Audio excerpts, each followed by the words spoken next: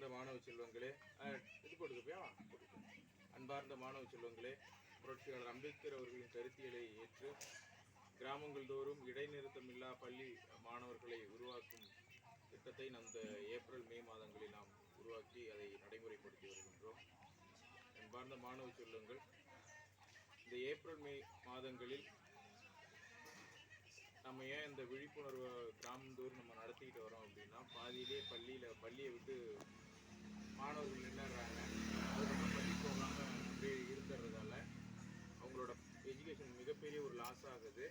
So அதனால் என்ன பண்ணுறோம் அப்படின்னா, ஒவ்வொரு கிராமத்துக்கும் போயிட்டு மாணவர்கள் பாதியிலே ஸ்கூலை விட்டு நிற்காமல் நல்லா படிக்கிற மாணவங்களை இன்னமும் ஏன் படிக்கணும், எதுக்காக படிக்கணும் அப்படின்ற அதை என்கரேஜ் பண்ணணும். அப்படி ஊக்குவிக்கிறதன் மூலயமா தான் என்ன பண்ணுவாங்க, அவங்க ஸ்கூல் போவாங்க, நல்லா படிப்பாங்க, பாஸ் ஆவாங்க, நல்ல வேலைக்கு போவாங்க, கை நிறையா சம்பாதிப்பாங்க, தலை நிமிர்ந்து வாழ்வாங்க. அப்படின்ற அந்த நோக்கத்துக்காக நம்ம ஒவ்வொரு கிராமமாக போயிட்டு இடைநிறுத்தமில்லா பள்ளி மாணவர்களை உருவாக்க வேண்டும் என்ற அந்த ஒன்றை நோக்கத்தோடு நம்ம செயல்பட்டு வரோம். நீங்கள் நல்லா படிக்கணும்.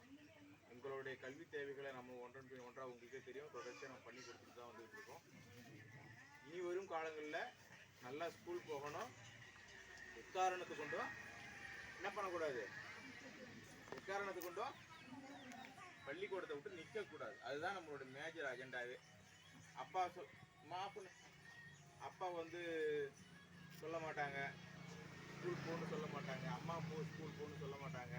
நம்மளாம் நின்றுட்டா நம்மளை யாரும் போகணுன்னு சொல்ல முடியாத ஒரு சூழல் கட்டமைப்பு, சமூக கட்டமைப்பில் தான் நம்ம இருக்கோம். நம்ம அப்பா அம்மாவுக்கு ஒன்றும் பெரிய உலக நடப்பு எதுவுமே தெரியாது. அப்போ நம்ம என்ன பண்ணணும், படிக்கணும். படித்தாதான் எதையும் சாதிக்க முடியுன்ற அந்த எண்ணத்தை உங்கள்கிட்ட விதைக்கணுன்றதுக்காக தான் நாமளே கிராமமாக இதை உங்கள்கிட்ட வந்துக்கிட்டு இருக்கோம். புரியுதுங்களா? இப்போ என்ன பண்ணணும், நல்லா படிக்கணும்.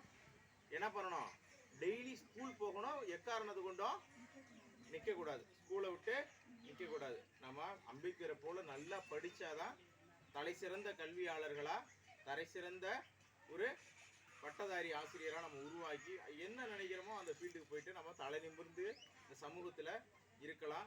நம்ம அப்பாவை வாடா போடான்னு கூட்டவன் நம்மளை சாருன்னு கூப்பிட வைக்க முடியும் அப்படின்னா அது எதால் முடியும் அப்படின்னா கல்வியால் மட்டும்தான் முடியும். சரியா? அதை மனசில் தைரியமாக வச்சுக்கோங்க. அது மனசில் மட்டும்தான் வச்சுக்கணும். நம்ம கோடியாக பணம் சம்பாதிக்கலாம், லட்சக்கணக்கில் நிலங்கள் வாங்கி போடலாம் ஃப்யூச்சரில். அப்படி இருந்தால் கூட உன்னை சாருன்னு யாரும் கூப்பிட மாட்டான். நீ படித்தா மட்டும்தான், படித்து நல்ல ஒரு ஆஃபீஸராகவோ நல்ல ஒரு அதிகாரியாகவோ வந்தால் மட்டும்தான் உன்னை என்ன சொல்லுவான், வாங்க சாருன்னு சொல்லுவான். நம்ம அப்பாவை வாடான்னு சொன்னவனை நம்ம சாருன்னு சொல்ல வைக்கணும்னா அது எதால் மட்டும் முடியும்னா படித்தா மட்டும்தான் முடியும். இதை ஏன் நான் சொல்கிறேன்னா, நம்ம எல்லாமே இந்த இடத்துல இருக்கோம். நம்ம எல்லாமே பாதிக்கப்பட்ட மக்கள். அப்போ நம்ம அந்த அதிகாரத்துக்கு வரணும் அப்படின்னா எக்காரணத்துக்கு கொண்டு நம்ம என்ன பண்ணிடக்கூடாது, படிப்பை நிறுத்திடக்கூடாது. புரியுதுங்களா? நான் சொல்கிறது புரியுதா? ஸ்கூல் போவீங்களா?